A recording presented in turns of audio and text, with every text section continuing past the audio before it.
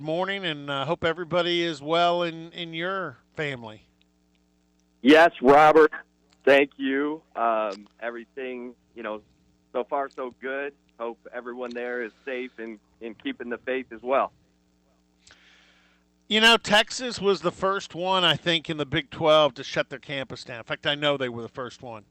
I heard that from several of the other ADs and coaches in the Big 12 and said, hey, Texas is shut down. Chip, is it safe to say that people down in Texas at the University of Texas in Austin, it's really the biggest metropolis when you think about it. All the other Big 12 schools are kind of situated in college towns. Maybe you count OU and Norman as a suburb of Oklahoma City, but Texas is the biggest metropolis in the Big 12. You think everybody on the Texas campus in the athletic department in the administration understood what they were dealing with maybe before some of the other Big 12 schools and administrations did? Well, Robert, I look back to when the South by Southwest um, festival, that brings in $300 million annually to the Austin economy. When they canceled South by Southwest, that was huge. It was sort of alarming to people in Austin. But in hindsight, when you consider 20% of the people who come to South by Southwest for the technical, it's a technical music and art festival. When 20% are coming from Asia, that now looks like it could have created a hot spot for coronavirus. And by canceling it, well ahead of when Texas, shut down the campus and went online, I thought that was, now looking back, a huge moment in terms of an alert, an alarm for, undoubtedly the University of Texas and maybe Baylor and TCU as well, because that was a wow. And in hindsight, it was a really good decision to cancel that, even though financially it was a potentially crippling event for that South by Southwest festival. What kind of messages are you getting from Chris Del Conte and from the athletic department at Texas? I mean, obviously, here in Oklahoma, we're getting all kinds of messages depending on who you hear, and really Mike Gundy and Mike Holder have both kind of been singing off the same sheet music, just maybe with a different tone to it, but both are pretty adamant. They believe that football will start up, and they believe the season will start on time in the fall. What kind of messages are you getting from Chris Del Conte in Texas? Well, I think Chris Del Conte wants to believe that football is going to go on as scheduled, the way everyone wants to believe that, and every college athletic director knows how football is the financial engine of their athletic department. So I think Chris Del Conte's message is let's see where we are and whatever Bowlesby said, the 60 days, which would put us, at the end of May. May. Yeah. But I think Del Conte is. Obviously everyone wants it to come back in the economy and let's get back to business as soon as humanly possible. But I do believe that Del Conte, and I wrote about this a couple weeks ago. I talked to athletic directors from 3 different Power 5 conferences about the willingness to start a football season in January or February and essentially have 2 football seasons in the year of 2021 if that's what it takes in terms of the safety. Because, Robert, they need fans in the stadium. You and I both know that the gate revenue is a huge part of college. Well, it's a huge part of the football revenue that then funds the rest of the athletic department.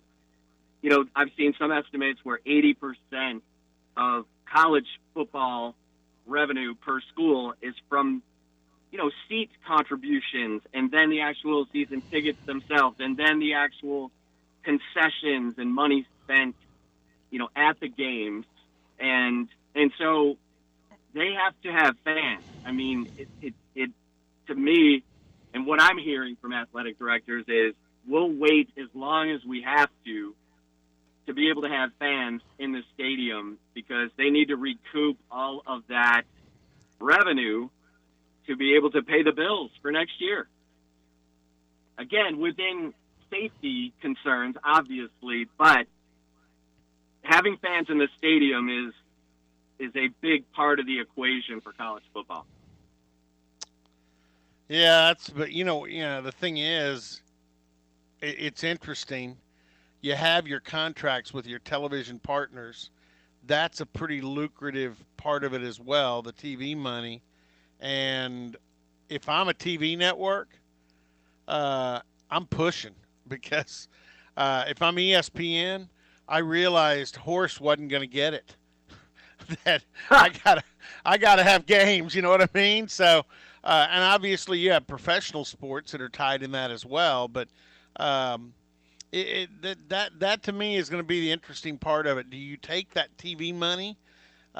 Maybe even it gets juiced a little bit because the TV networks want programming. They've got to have inventory.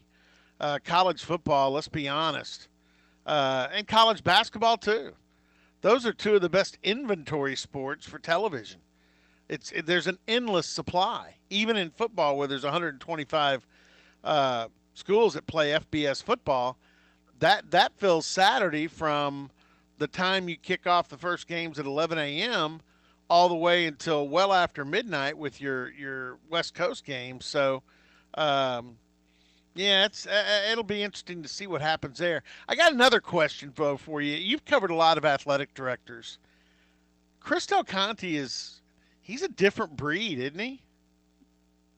He really is. I mean, totally different from any athletic director I've covered or been around. I mean, he when he talks about the athletic director serving the coaches and the fans, he really embodies that, and I think it's in large part because of the way he grew up. His parents were missionaries and had him basically a youth home in New Mexico.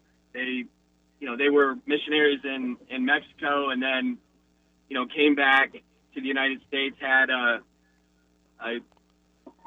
youth home that had 100 kids in it, and so Chris Del Conte was just one of his children.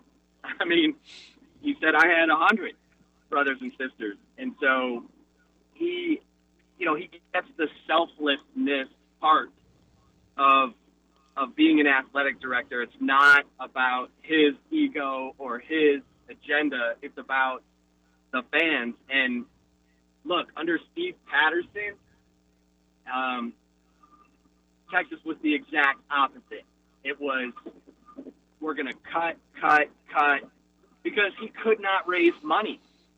Chris Del Conte is such a good fundraiser that Texas has over $600 million in athletic facility upgrades going on right now. Oh yeah, and they have not stopped. I mean, they're not slowing down. They're not.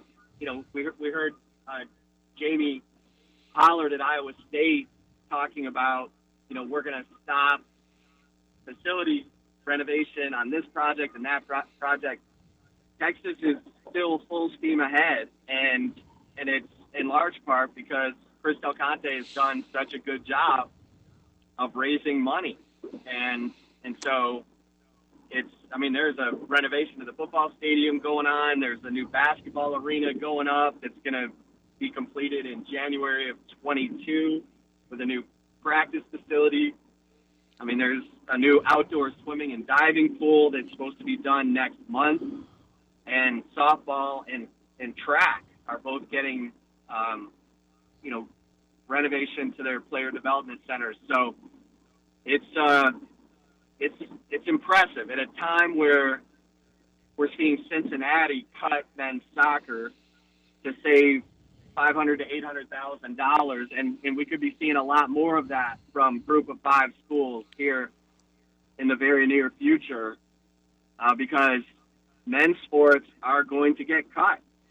As a result, if they have to tighten the budget at Group of Five schools that don't have the television revenue that the Power Five has, it's going to be men's sports that are getting cut, and this is a tough time. I mean, it's heartbreaking.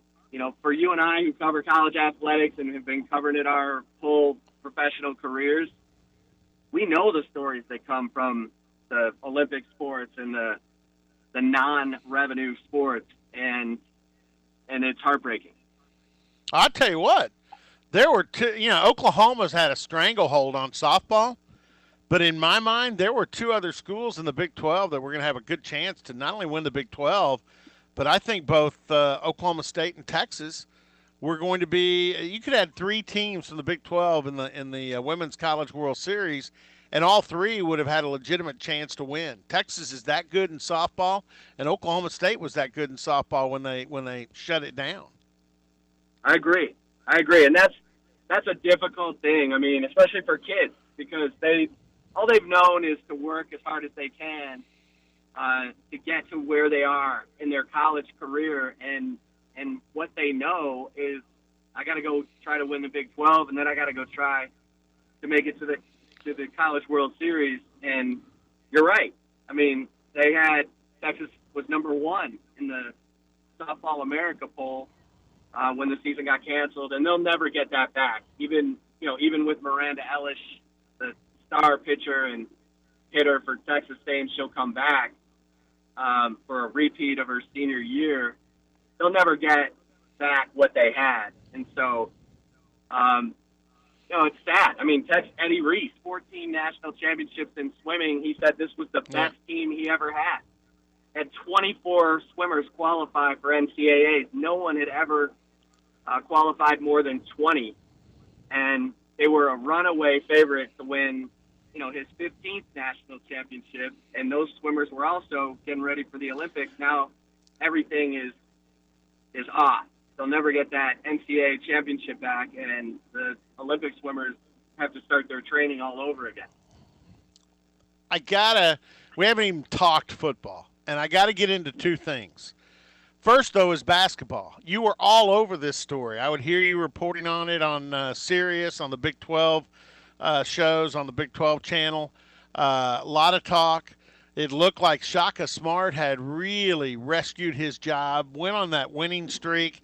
And lo and behold, Mike Boynton, who also got his team going back again and got hot, comes down to Austin and wins that game. And I wondered that night after that contest ended, it was actually a day game, it was a Saturday.